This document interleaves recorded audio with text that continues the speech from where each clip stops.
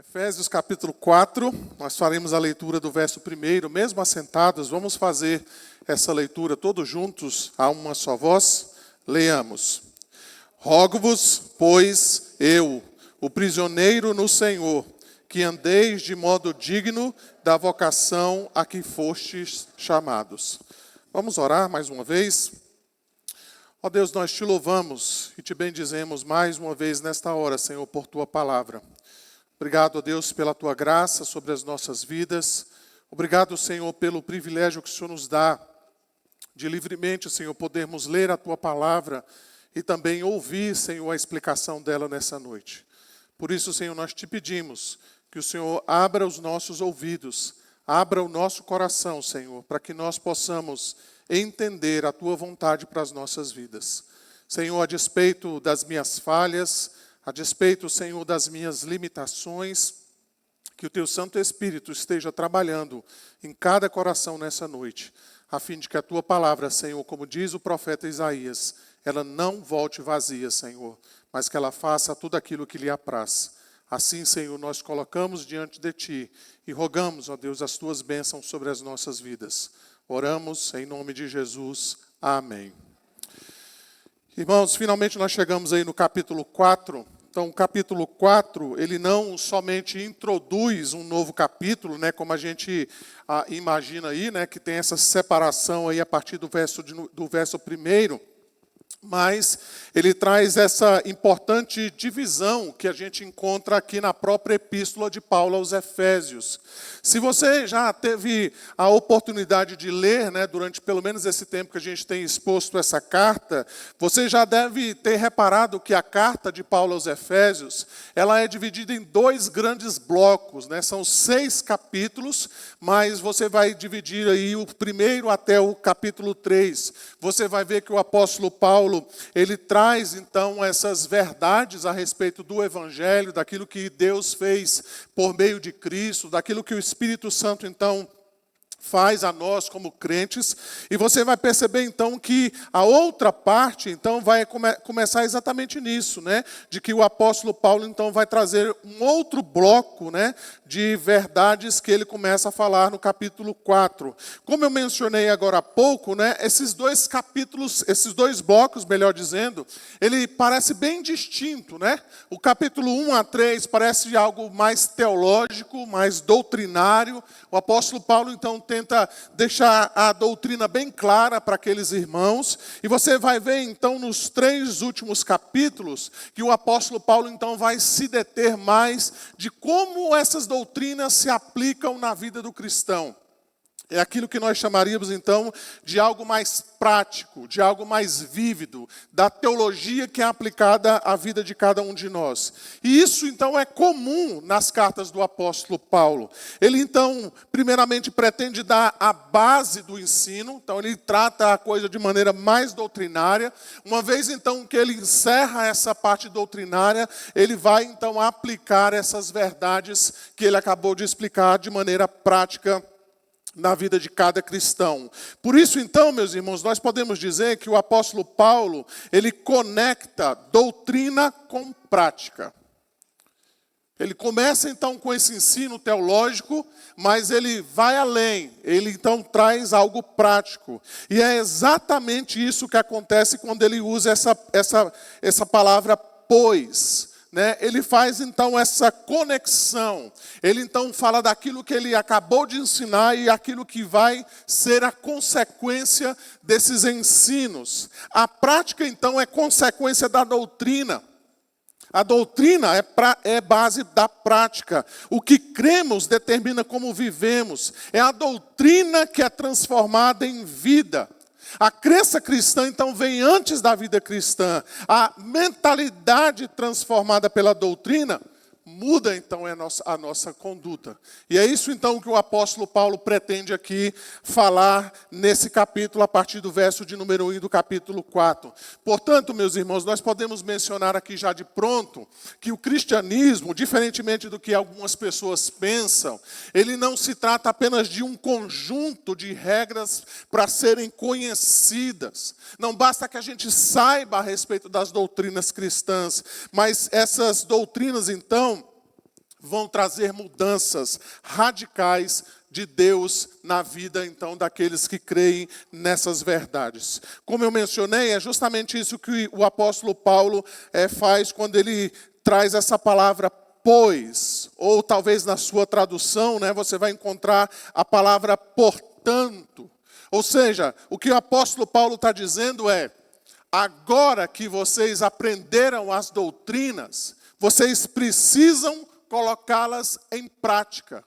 Diante, então, do que vocês aprenderam até agora, portanto, ou agora, então, vocês devem colocar essas coisas na prática da vida de vocês. Notem também aqui, meus irmãos, de maneira inicial, que o apóstolo Paulo, então, faz esse apelo. Veja, então, que o verso 1 do capítulo 4 começa, então, com esse rogo-vos. É exatamente um apelo. Na verdade, é uma exortação. É uma súplica que o apóstolo Paulo está fazendo. Notem então aqui, irmãos, que o apóstolo Paulo não está dizendo assim, olha, se vocês quiserem, ou se vocês pretenderem, ou se vocês acharem que é bom, vocês vocês coloquem isso em prática. Não, ele faz uma súplica. Ele exorta aqueles crentes para que eles coloquem em prática tudo aquilo que eles aprenderam. E é isso então que nós teremos daqui por diante. Obviamente, nós vamos ver que o apóstolo Paulo ele não coloca a doutrina completamente de lado, mas ele tem esse apelo, então, para que os efésios ponham em prática aquilo que eles aprenderam até o final aqui do capítulo 3. Por isso, irmãos, nós não podemos parar por aqui.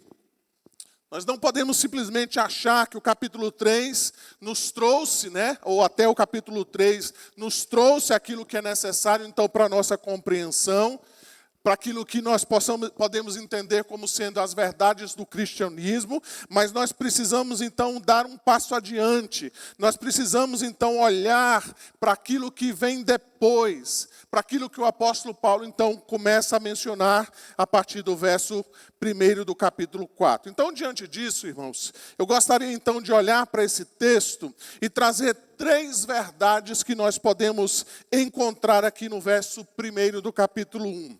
A primeira delas, então, diz o seguinte, esse pois, então, ou esse portanto, ele nos ensina que nós devemos ler toda a Escritura. Então, veja aquilo que eu mencionei agora há pouco. O apóstolo Paulo vem ensinando desde o capítulo 1 as verdades a respeito do Evangelho. E então ele finaliza o capítulo 3 como essa parte, digamos, doutrinária. Mas nós não podemos parar por aí, dizendo, olha, até aqui então foi suficiente. Isso basta então para eu compreender as verdades do Evangelho. Não, nós precisamos prosseguir.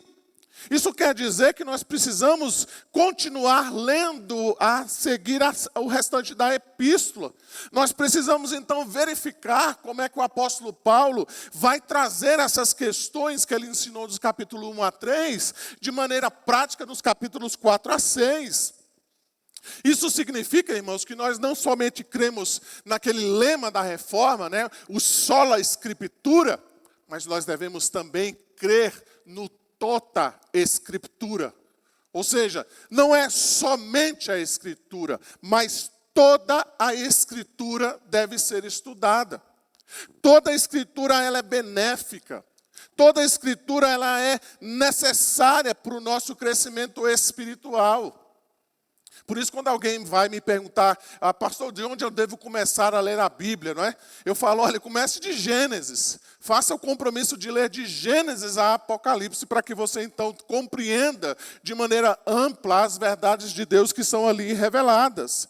Então, se nós cremos que a Bíblia, é a palavra de Deus, e de fato ela é a palavra de Deus, inspirada, preservada em todos os seus aspectos, então tudo que nós encontramos na Escritura, ela faz sentido para nós, ela tem um significado, ela tem um propósito. Cada parte, cada história, E talvez para surpresa de alguns, né, até as genealogias elas têm um propósito porque estão ali na Escritura. Elas não estão ali à toa. O escritor bíblico, ele não colocou aquelas genealogias como a gente às vezes faz no trabalho de conclusão de curso, né? A gente enche linguiça para o trabalho ficar grosso. Não, ele tem um propósito para estar ali. Por isso nós devemos percorrer toda a Escritura. Nós devemos ler toda a Escritura para então captar o sentido, o propósito para cada texto que está na Escritura.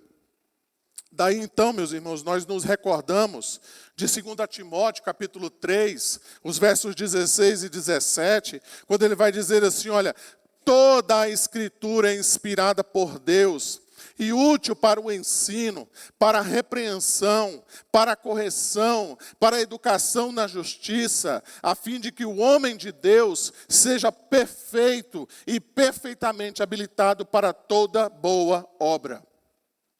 Nós gostamos das partes, nós gostamos das caixinhas de promessa, nós gostamos daqueles versículos que muitas vezes não nos confrontam no nosso pecado.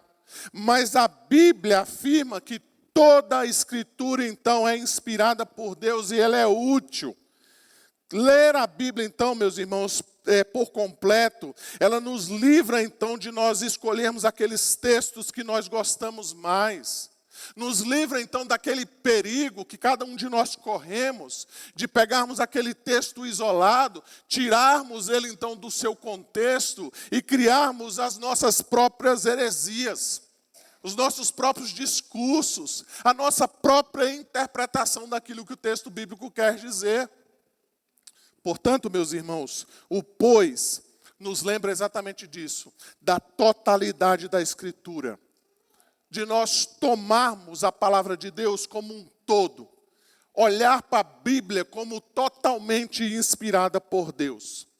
Isso então nos conduz ao segundo ensino. O segundo ensino então nos diz que esse pois afirma que a doutrina e a prática são importantes. Então a doutrina e a prática são importantes. Como eu disse, Paulo já mostrou as doutrinas. Ele já falou a respeito do Evangelho.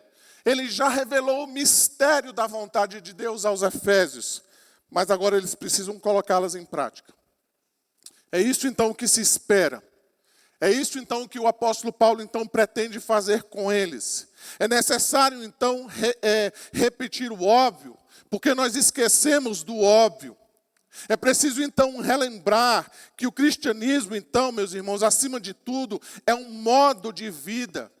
Ser cristão não é simplesmente um padrão moral ou um padrão ético. Embora o cristão deve ser ético e moralmente puro. Mas não é só isso. Ele vai além disso. Tiago vai dizer na sua carta, lá no capítulo 1, aquele texto que nós bem conhecemos, não é? Ele vai dizer, tornai-vos, pois, praticantes da palavra, e não somente ouvintes, enganando-vos a vós mesmos. Porque se alguém é ouvinte da palavra e não praticante, assemelha-se ao homem que contempla num espelho o seu rosto natural. Ele vai dizer, pois a si mesmo se contempla e se retira, e para logo se esquece de como era a sua aparência. Mas aquele que considera atentamente na lei perfeita, lei da liberdade, e nela persevera, não sendo ouvinte negligente, mas operoso praticante, esse será bem-aventurado no que realizar. Então veja que o ensino do apóstolo Paulo é exatamente esse. A doutrina e a prática, elas são importantes. E daqui então, meus irmãos, decorrem dois perigos que nós temos diante de nós. O primeiro deles, então, como eu mencionei agora há pouco, é nós ficarmos só na doutrina.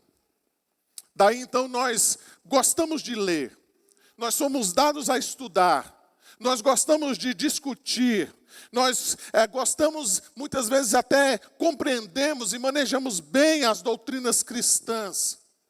Você sabe que existe aquele tipo de pessoa, não é? De que conhece bem as doutrinas, ele sabe articular bem a teologia, ele sabe inclusive citar alguns autores importantes, ele tem um conhecimento vasto a respeito de várias partes da Bíblia, ou várias partes da teologia.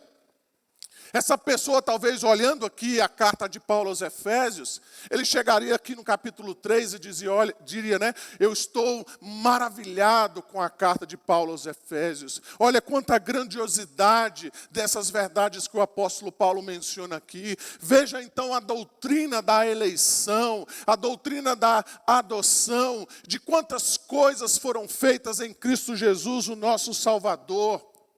Mas pessoas que são muito ligadas à doutrina, elas vão parar por aqui no capítulo 3. E elas vão dizer, olha, isso é suficiente.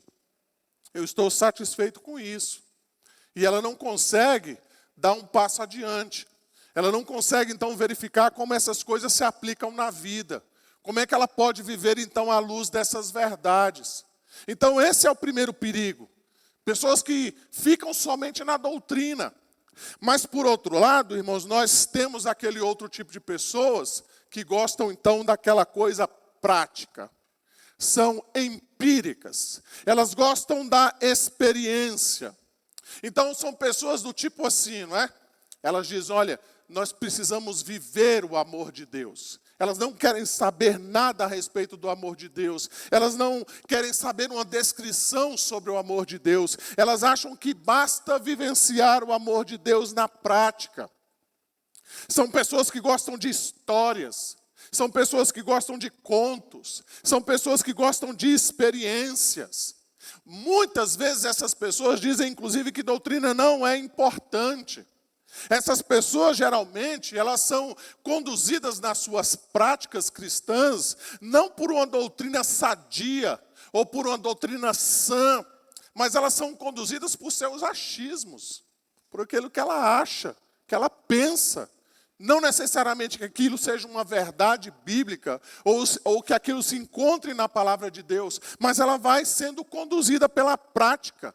Ela vai sendo conduzida pela experiência. Essas pessoas, então, elas gostam muito de falar da comunhão dos irmãos, da unidade da igreja, da vivência dos primeiros cristãos.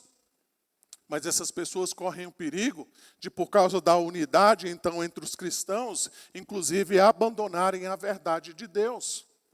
Então, este é o outro perigo.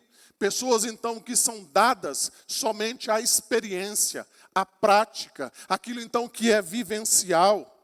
O Dr. Bart Lloyd Jones, então, comentando esse texto, ele tem um recado para esses dois tipos de pessoas. Ele vai dizer o seguinte, olha, o homem que só se interessa pela doutrina e o homem que só se interessa pelo típico místico da experiência estão igualmente negligenciando esta importante palavra, pois. Esta palavra, ele vai dizer, salvaguarda de todos esses perigos. Então, o que o Dr. Martin Lloyd Jones está dizendo é que nós precisamos unificar a doutrina com a prática, ou a prática com a doutrina. Esse é o ensino correto das Escrituras. Assim como o pássaro precisa das duas asas para voar, assim uma igreja precisa tanto de uma doutrina sadia, como de uma prática sadia para que ela possa caminhar. Então é isso que nós percebemos aqui na mensagem do apóstolo Paulo. Você vai encontrar algo bem interessante e semelhante àquilo que eu estou mencionando, quando você lê, por exemplo, 2 Tito, capítulo 2, o verso de número 14. Se você der uma olhadinha lá no texto, você vai encontrar o apóstolo Paulo afirmando o seguinte, que Cristo, então, deu a sua vida por nós. Ele vai dizer, o qual a si mesmo se deu por nós. Essa é a doutrina. E alguém poderia dizer, olha, isso é suficiente. Eu já sei, então, que Cristo se deu por mim. Está tudo ok. Isso é verdadeiro. Mas Paulo vai dizer, isso está incompleto. Por isso, Paulo não, né? Paulo vai dizer, isso está incompleto lá em Tito capítulo 2. Daí, então, no mesmo versículo, você vai perceber no verso 14, que ele vai dizer, a fim de remir-nos de toda iniquidade e purificar para si mesmo um povo exclusivamente seu, zeloso de boas obras. Essa é a prática. Então, em outras palavras, o que o apóstolo Paulo está dizendo lá em Tito 2,14 é isso. Cristo morreu com um propósito. Cristo, então, morreu para que nós tenhamos uma vida transformada. Doutrina e prática também vão ser encontradas. Você vai encontrar isso lá em João 13,17, nas próprias palavras do Senhor Jesus Cristo. Ele vai dizer, ora, se sabeis estas coisas, bem-aventurados sois, se a praticardes. Disso então, meus irmãos, decorre que as nossas doutrinas devem nos levar à prática. As nossas práticas devem surgir das nossas doutrinas.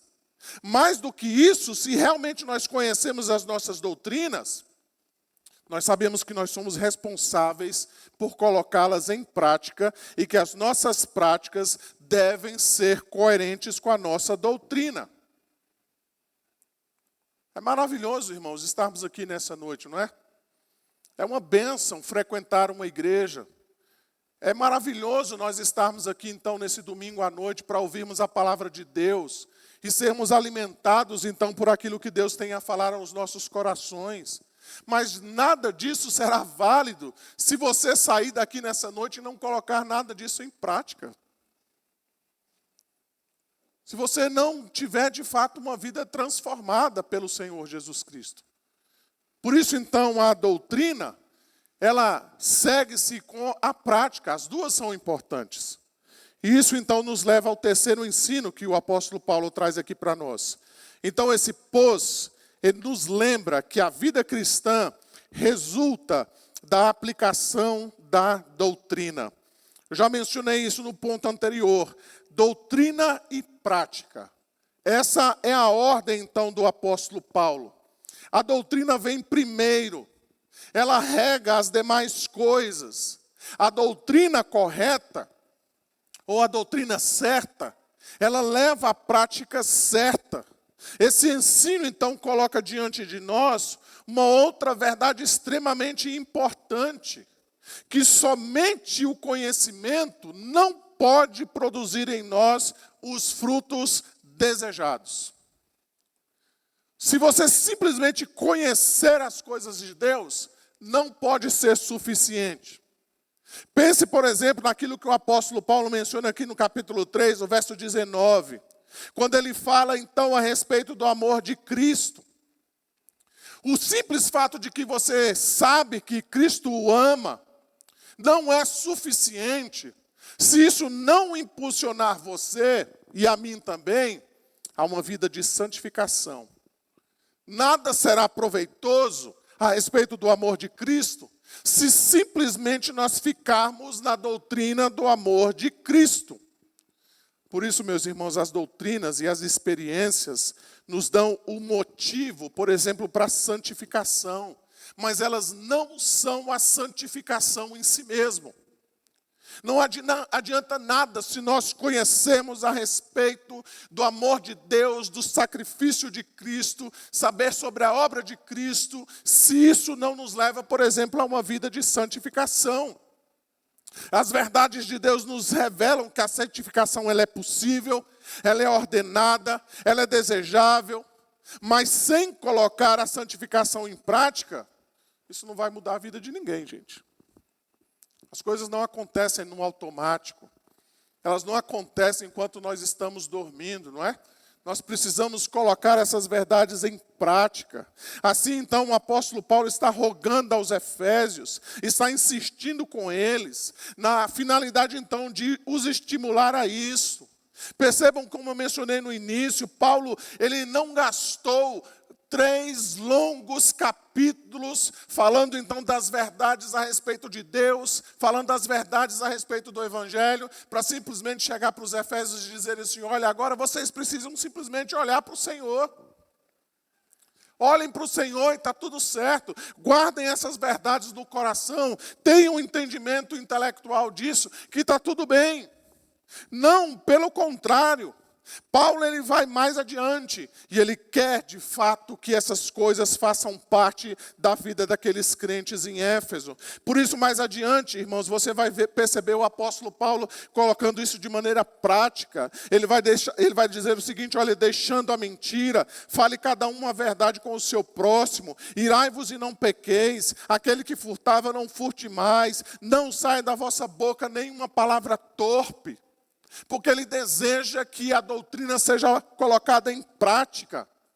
Por isso, meus irmãos, a doutrina que leva à prática é algo inevitável.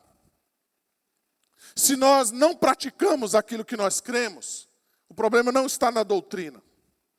Quando nós praticamos aquilo que é errado, pode ser que a nossa doutrina esteja errada, mas uma coisa leva à outra.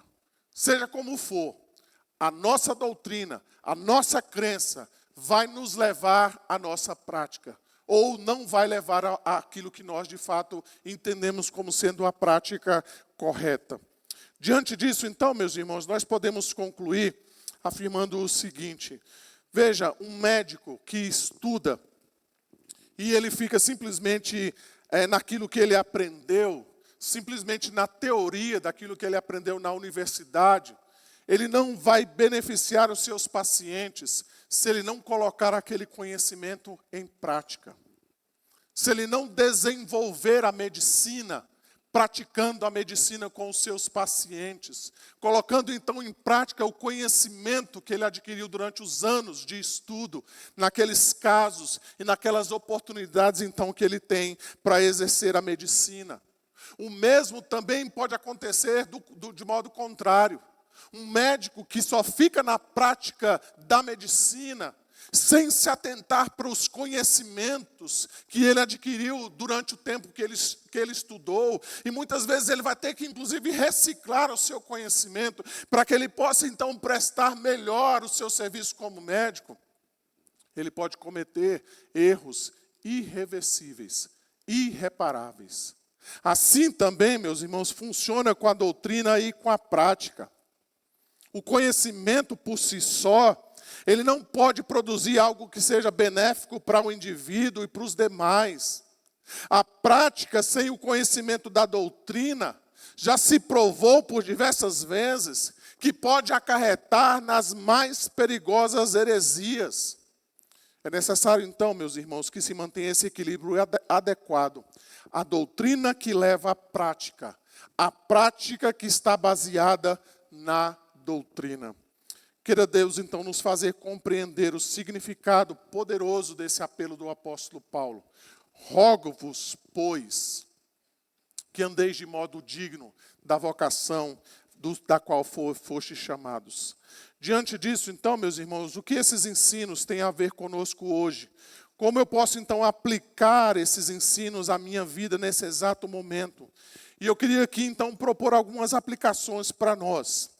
Primeiramente, então, a pergunta que deve ser feita é: qual a importância que nós damos à doutrina? Irmãos, muitas vezes nós pensamos que doutrina é assunto para debate, é algo que está restrito somente aos pastores, aos líderes, aos teólogos. Mas isso não é verdade. A doutrina deve fazer parte da vida do cristão.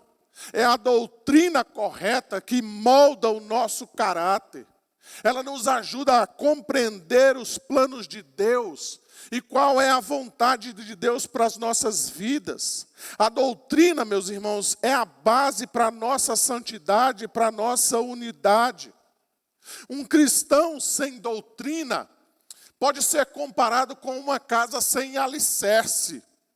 Parece que a casa está bem, parece que a casa é bonita, parece que a casa é bem arrumada, mas basta vir um vento, basta vir um tremor, que aquela casa toda vai abaixo. Assim também um cristão sem doutrina, quando vier as primeiras tribulações, as primeiras lutas, ele não tem um fundamento em si mesmo, ele não tem um alicerce sólido. E o que acontece muitas vezes é que esses cristãos sem doutrinas, eles simplesmente desmoronam. Porque eles não têm uma base sólida. Eles não têm um conhecimento correto a respeito das doutrinas de Cristo. Logo, meus queridos irmãos, nós deveríamos dar o exato valor ou o devido valor à doutrina. Nós deveríamos nos empenhar em conhecer, pelo menos, as doutrinas principais do cristianismo, a fim de que nós tenhamos, então, a nossa fé solidificada, os nossos alicerces, então, moldados, segundo as doutrinas da palavra de Deus. Em segundo lugar, meus irmãos, eu penso que essas verdades das doutrinas nos levam às responsabilidades. Uma vez, então, que os efésios compreendem a vontade de Deus para a vida deles, isso deveria, então, levar esses efésios a um comportamento coerente como um filho de Deus. Por exemplo, uma vez que toda a obra de Deus em favor desses efésios foi feita de maneira graciosa e de maneira imerecida, o que se espera daqueles crentes é, no mínimo, por exemplo, gratidão, humildade, comprometimento com Cristo. Isso também se aplica a nós, meus irmãos. Uma vez que nós fomos salvos pela graça, o que se espera de nós é gratidão, é humildade, é serviço dedicado. As nossas crenças, as nossas doutrinas, a nossa teologia, como você queira chamar, ela nos chama ou ela nos leva às nossas responsabilidades. Você acredita que Deus em Cristo reuniu gentios e judeus num só povo? Você crê nisso? A prática disso é que você então deve fazer o possível para que isso seja uma realidade. Você não deve criar barreiras para a unidade do corpo de Cristo. Você acredita que Deus nos fez co-herdeiros com Cristo? Se você crê nisso, João vai dizer, você deve purificar a si mesmo, como também ele é puro. Você crê na vida eterna com Deus? Então viva na sua vida prática com os olhos na eternidade. Nas palavras de Jesus, não acumulei para vós outros tesouros sobre a terra, onde a traça e a ferrugem corroem, e onde ladrões escavam e roubam, mas ajuntai para vós outros tesouros no céu, onde nem traça e nem ferrugem corrói, e onde ladrões não escavam, nem roubam, porque onde está o teu tesouro, aí também está o teu coração. Nós cremos que Jesus Cristo é o único mediador, suficiente salvador dos homens. Isso nos leva à prática, então, de que nós devemos olhar para o mundo, ver as pessoas sem Cristo e pregar o amor de Deus a elas. Se nós cremos, irmãos, que realmente Cristo é o único e suficiente mediador, nada mais nos resta do que pregar a palavra de Deus. Nós não temos outra alternativa de que as pessoas de fato conheçam o Senhor Jesus Cristo, que não seja por meio da pregação. Se nós cremos, e eu espero que nós creiamos nisso, não é? De que a condenação eterna é o início de uma vida sem Cristo, urge a cada um de nós que nós devemos pregar o Evangelho para que essas pessoas então sejam salvas. Notem então, meus irmãos, finalmente, que a doutrina da ceia do Senhor, então, ela nos leva à prática cristã. Quando nós olhamos, então, o ensino da Escritura a respeito da ceia do Senhor, ela mostra, então, para nós que Deus, o Pai, deu o seu Filho unigênito para que ele pudesse morrer em nosso lugar. O lugar era meu e seu, mas Cristo Jesus, o nosso Salvador, assumiu, então, o nosso lugar. Ele levou sobre si os nossos pecados. Ele tomou sobre si as nossas iniquidades. O castigo que nos traz a paz estava sobre o nosso Senhor Jesus Cristo. E o que essa doutrina faz de diferença na sua vida? Ela traz certeza de perdão dos seus pecados. Ela dá a mim e você a esperança da vida eterna. Ela traz alegria mesmo em meio a tribulações, em meio às lutas. Quando nós olhamos a ceia do Senhor e a doutrina que está por detrás desses elementos, nós levamos então isso à prática de entregar toda a nossa vida ao nosso Senhor e Salvador Jesus Cristo. Meus irmãos, se a morte e ressurreição de nosso Senhor, representada então aqui pela ceia do Senhor, não move o nosso coração, não constrange a cada um de nós, talvez seja o momento de nós repensarmos o nosso cristianismo. Se ao participar da ceia do Senhor, nós não entendemos que nós precisamos da graça do Senhor, de que isso então nos chama a nós termos uma vida prática, um cristianismo então que faz diferença, talvez seja o momento de nós repensarmos se realmente nós estamos servindo a Deus de todo o nosso coração. Logo, meus amados irmãos, que o Senhor Jesus nos ensine, mas também nos capacite a colocarmos em prática o modo digno da vocação que cada um de nós fomos chamados. Que por meio do Espírito Santo em nós, sejamos moldados conforme a imagem do nosso Senhor Jesus Cristo. Paulo vai dizer: rogo-vos, pois, eu, o prisioneiro no Senhor, que andeis de modo digno da vocação a que fostes chamados. Vamos orar nesse instante, vamos colocar as nossas vidas mais uma vez diante do Senhor. Oremos. Ó Deus, nós te louvamos e te bendizemos mais uma vez nesta hora. Obrigado, Senhor, por tua graça. Obrigado, Senhor, por tua misericórdia. Ó Deus, que diante das verdades que ouvimos nesta noite, que o teu Santo Espírito, Senhor, possa aplicar essas verdades a nós. Senhor, que não apenas o conhecimento, mas a prática deste conhecimento, Senhor, sejam presentes na nossa vida. Assim, Senhor, nós te bendizemos e te louvamos nesta hora. Oramos em nome de Jesus. Amém.